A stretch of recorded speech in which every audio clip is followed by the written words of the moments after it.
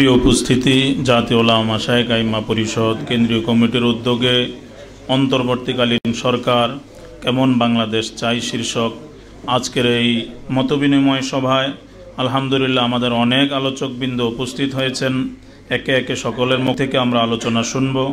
এই পর্যায়ে আমাদের সামনে সংক্ষিপ্ত আকারে গুরুত্বপূর্ণ আলোচনা পেশ করবেন বিশিষ্ট লেখক ও গবেষক, আমাদের সকলের সুপরিচিত মুখ জনাব হযরত মাওলানা মুফতি আব্দুল্লাহ আল মাসউদ হাফিজাহুল্লাহ। জনাব হযরত মাওলানা মুফতি আব্দুল্লাহ আল মাসউদ হাফিজাহুল্লাহ।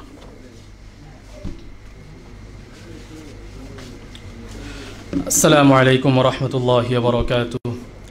নাহমাদুহু ওয়া নুসাল্লি আলা রাসূলিহিল কারীম, আম্মা বা'দ। আউযু বিল্লাহি মিনাশ শাইতানির রাজীম। বিসমিল্লাহির রহমানির রহিম। ইন্না ফাতাহনা লাকা ফাতহাম মুবিনা।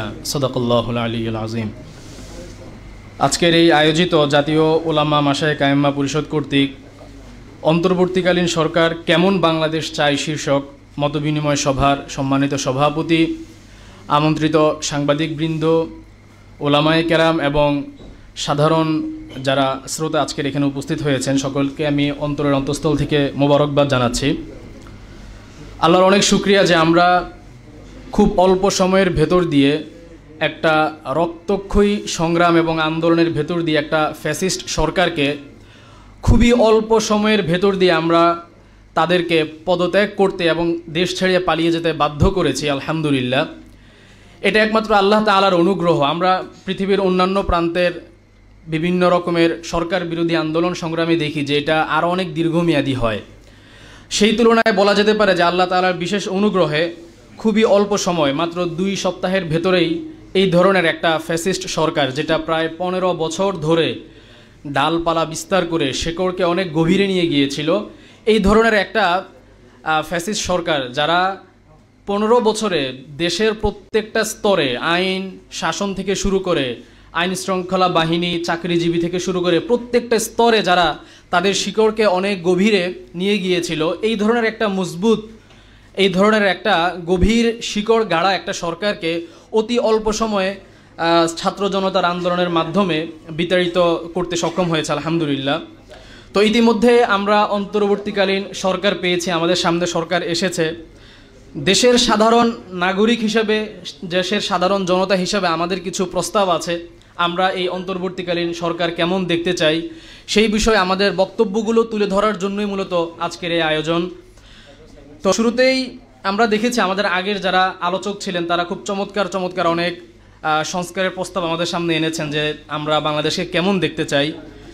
সেই ধারাবাহিকতায় আমি অল্প কয়েকটা বিষয় তুলে ধরব।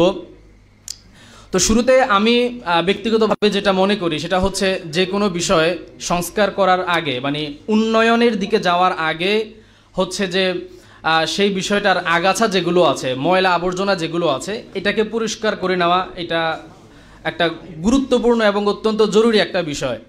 এটাকে আমরা বলি আত-তাহলিয়া কবলা তাহলিয়া। যে কোনো জিনিসকে রং করে সুন্দর করার আগে আমরা আগে কাগজ দিয়ে হচ্ছে যে দরজাটাকে ঘষে নেই, দেয়ালটাকে আমরা ভালো করে ঘষে নেই, তারপরে হচ্ছে আমরা সেখানে রং করি, কারুকাজ করার কাজগুলো আমরা করি। তো এই যে বিগত 15 বছরে আমাদের এই সমাজের রন্ধ্রে রন্ধ্রে দুর্নীতির মাধ্যমে, নানান ধরনের অন্যায় অপকর্মের মাধ্যমে যে একটা সমাজ ব্যবস্থা গড়ে উঠেছে, দুর্নীতিযুক্ত দুর্নীতিগ্রস্ত যে একটা সমাজ গড়ে উঠেছে, এই সমাজকে সংস্কার করার জন্য এবং এই সমাজের জন্য এই অন্তর্বর্তীকালীন সরকার যেই ধরনের কার্যক্রমগুলো হাতে নেবেন তার আগে তাদেরকে কিছু সংস্কার কাজ করতে হবে। তা না হয় আমার মনে হয় যে তারা উন্নয়ন কল্পে যেই ধরনের প্রজেক্টে হাত দেখ না কেন সেটা পরিপূর্ণ সফলতা অর্জন করতে সক্ষম হবে না। তাহলে শুরুতেই আমরা মনে করি যে উন্নয়নের থেকেও সংস্কারের দিকে সরকারের মনোযোগটা বেশি থাকতে হবে। তাহলে আমরা যেই ধরনের বাংলাদেশ চাই সেই ধরনের বাংলাদেশ অর্জন করা আমাদের জন্য অনেক সম্ভব হবে। তো এখানে আমি কয়েকটা বিষয়ের কথা দৃষ্টি আকর্ষণ করছি। প্রথমত হচ্ছে বাংলাদেশ এই বিগত 15 বছরের সরকার অনেকগুলো আইন তৈরি করেছে, যে আইনগুলো তৈরি করার মাধ্যমে মানুষের বাক স্বাধীনতাকে খর্ব করা হয়েছে। মানুষ স্বাধীনভাবে তাদের মতামতগুলো ব্যক্ত করতে পারতো না, সাংবাদিকদের টুটি চেপে ধরা হয়েছে, তাদের বাক স্বাধীনতাকে খর্ব করা হয়েছে, তাদের কলমের স্বাধীনতাকে নষ্ট করা হয়েছে, সংবাদপত্রগুলোর সংবাদ প্রকাশের যে স্বাধীনতা এগুলোকে বিনষ্ট করা হয়েছে। তো এই যে আইসিটি আইন যেটা আছে, যেটার মাধ্যমে মূলত মানুষের বাক স্বাধীনতা, সংবাদপত্রের স্বাধীনতা, সাংবাদিকদের স্বাধীনতাকে বিনষ্ট করা হয়েছে, সর্বপ্রথম এই ধরনের আরও যে সমস্ত কালো আইনগুলো আছে সেই কালো আইনগুলোকে বাতিল করার মাধ্যমে সরকার আমাদের চমৎকার একটা বাংলাদেশ উপহার দিতে পারে। কারণ আমরা দেখেছি যে বিগত এই ফ্যাসিস্ট সরকারের আমলে এত লম্বা সময় টিকে থাকার পিছনে একটা বড় কারণ ছিল তারা গণমাধ্যমগুলোর টুটি চেপে ধরতে পেরেছিল, যার কারণে তাদের যে বড় বড় দুর্নীতিগুলো, তাদের বিশাল পুকুর চুরির যেই নিউজগুলো, সেগুলো জনসাধারণের সামনে সেভাবে আসেনি। সরকার যেতে না যেতেই আমরা দেখতে পাচ্ছি মিডিয়াগুলোতে কোন মন্ত্রী কত কোটি টাকা পাচার করেছে, কোন এমপি মন্ত্রী কতগুলো জায়গা দখল করেছে, কিভাবে তারা মানুষের উপরে টর্চার করেছে, এগুলোর নানান রকমের নিউজ আমরা এখন দেখতে পাচ্ছি। আমরা আয়নাঘর থেকে শুরু করে আরও নানান ধরনের তাদের দুর্নীতির কথা, তাদের জুলুম, নির্যাতন, টর্চারের কথা আমাদের সামনে আসছে, যেগুলো আমরা দেখেছি যে বিগত 15 বছরে আমাদের জাতীয় গণমাধ্যমগুলো এটা নিয়ে তেমন একটা মুখ খুলতে পারেনি। কেন মুখ খুলতে পারেনি?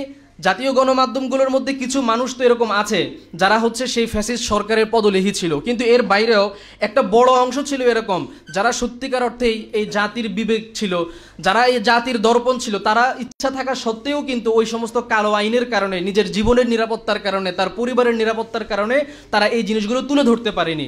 তো যে কোনো একটা সরকারের তার সঠিক পথে চলার জন্য হচ্ছে তার সমালোচকদেরকে কথা বলতে দিতে হবে, যাতে করে